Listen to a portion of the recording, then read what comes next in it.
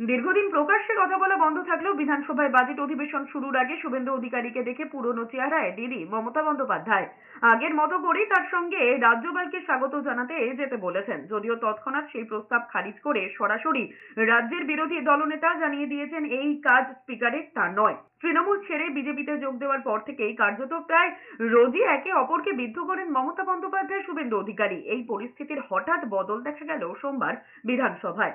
Budget বক্তৃতা দিতে বিধানসভায় গিয়েছিলেন রাজ্যপাল সিভি আনন্দ বোস। প্রথামাফিক অধিবেশন কক্ষ থেকে বেরিয়ে তাকে স্বাগত জানাতে গিয়েছিলেন রাজ্যের মুখ্যমন্ত্রী মমতা বন্দ্যোপাধ্যায়, স্পিকার বিমান বন্দ্যোপাধ্যায়। বেরোনোর পথে হঠাৎ করে শুভেন্দু অধিকারীর মুখোমুখি হন মমতা বন্দ্যোপাধ্যায়। তখনই বিরোধী দলনেতাকে তার সঙ্গে রাজ্যপালকে স্বাগত জানাতে যাওয়ার কথা বলেন মুখ্যমন্ত্রী। আগের মতোই মমতা বন্দ্যোপাধ্যায় শুভেন্দু অধিকারীকে প্রশ্ন করেন, রাজ্যপালকে রিসিভ করতে যাবি না?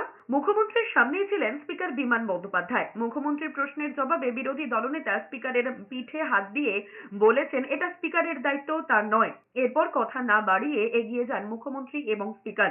এরপর রাজ্যপালকে নিয়ে ফেরার মুহূর্তে মমতা বন্দ্যোপাধ্যায় শুভেন্দু অধিকারী আবার মুখোমুখি হন। পরস্পরকে দেখে নমস্কার এবং প্রতি নমস্কারে সৌজন্য বিনিময়ও করেন।